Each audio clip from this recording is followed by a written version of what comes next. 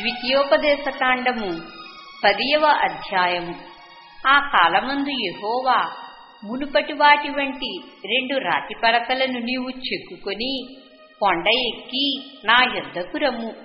మరియు నీవు ఒక కర్ర మందసమును చేసుకొనవలెను.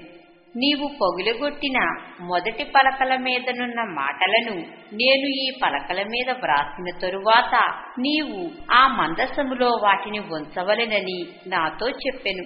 కాబట్టి నేను తుమ్మకర్రతో ఒక మందసమును చేయించి మునుపటి వాటి వంటి 2 రాతి పలకలను చెక్కి ఆ 2 పలకలను చేతపట్టుకుని కొండ ఎక్కితిని. ఆ సమాధి దినమున ఆ కొండ మీద అగ్ని మధ్య నుండి తాను మీతో పలికిన 10 ఆజ్ఞలను మునుపు వ్రాసినట్టు యెహోవా ఆ పలకల మీద వ్రాసెను. యెహోవా వాటిని నాకిచ్చిన తరువాత నేను తిరిగి కొండ దిగి వచ్చి నేను చేసిన మందసములో ఆ పలకలను ఉంచితిని. యెహోవా నాకు ఆజ్ఞాపించినట్లు వాటిని దానిలో ఉంచితిని. ఇశ్రాయేలీయులు యహకానీయులదైన బెయేరోతు నుండి బయలుదేరి మోసెరుకు వచ్చినప్పుడు అక్కడ అహరోను చనిపోయి పాతిపెట్టబడెను. అతని కుమారుడైన ఎలియాజరు అతనికి ప్రతిగా యాజకుడాయెను. అక్కడ నుండి వారు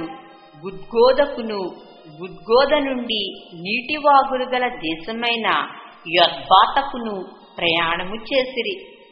నేటి వరకు జరుగునట్లు యెహోవా నిబంధన మందసమును మోయుటకు యెహోవా సన్నిధిని నిలుచుటకును ఆయనను సేవించి ఆయన నామమును బట్టి దీవించుటకును లేవీ గోత్రపు వారిని ఆ కాలమున యెహోవా ఏర్పరచుకొనెను. కాబట్టి తమ సహోదరులతో పాటు లేవీయులు స్వాస్థ్యమునైనను పొందలేదు. నీ దేవుడైన యెహోవా వారితో చెప్పినట్లు యెహోవాయే వారికి స్వాస్థ్యము.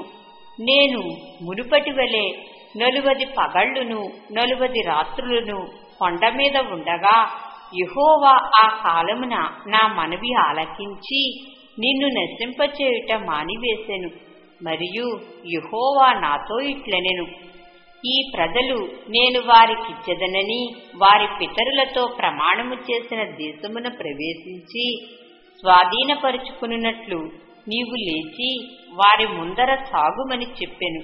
కాబట్టి ఇశ్రాయేలు నీ దేవుడైన యెహోవాకు భయపడి ఆయన మార్గములన్నిటిలో నడుచుచు ఆయనను ప్రేమించి నీ దేవుడైన యెహోవాను నీ పూర్ణ మనస్సుతోనూ నీ పూర్ణ ఆత్మతోనూ సేవించి నీ మేలు కొరకు నేడు నేను నీకాజ్ఞాపించు యెహోవా ఆజ్ఞలను కట్టడలను అనుసరించి నడుచుకొందునను మాట కాక నీ దేవుడైన యెహోవా నిన్ను మరి ఏమి అడుగుచున్నాడు? చూడుము, ఆకాశము మహాకాశము భూమియు అందున్నదంతయు నీ దేవుడైన యెహోవావే. అయితే యెహోవా నీ పితరులను ప్రేమించి వారి యందు ఆనందపడి సమస్త జనములలో వారి సంతానమైన మిమ్మును నేటివలే ఏర్పరచుకొనెను. కాబట్టి మీరు సున్నతి లేని మీ హృదయమునకు సున్నతి చేసుకుని ఇక మీదట ముష్కరులు కాకుండుడి.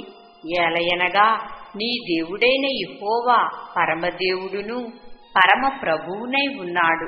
ఆయనే మహాదేవుడు, పరాక్రమవంతుడు, భయంకరుడైన దేవుడు. ఆయన నరుల ముఖమును లక్ష్యపెట్టనివాడు, లంచము పుచ్చుకొననివాడు. ఆయన తల్లిదండ్రులు లేనివానికిని విధవరాలికిని న్యాయము తీర్చి పరదేశియందు దయవుంచి అన్నవస్త్రములను అనుగ్రహించువాడు. మీరు ఐగుప్తు దేశములో పరదేశులై ఉంటిరి కనుక పరదేశిని జాలి తలచుడి. నీ దేవుడైన యెహోవాకు భయపడి ఆయనను సేవించి ఆయనను హత్తుకొని ఆయన నామమున ప్రమాణము చేయవలెను. ఆయనే నీకు కీర్తనీయుడు. నీవు కన్నులారా చూచుచుండగా భీకరమైన ఆ గొప్ప కార్యములను నీ కొరకు చేసిన నీ దేవుడు ఆయనే. నీ పితరులు 70 మంది అయి ఐగుప్తునకు వెళ్ళిరి. ఇప్పుడు నీ దేవుడైన యెహోవా ఆకాశ నక్షత్రముల వలె నిన్ను విస్తరింపచేసి ఉన్నాడు.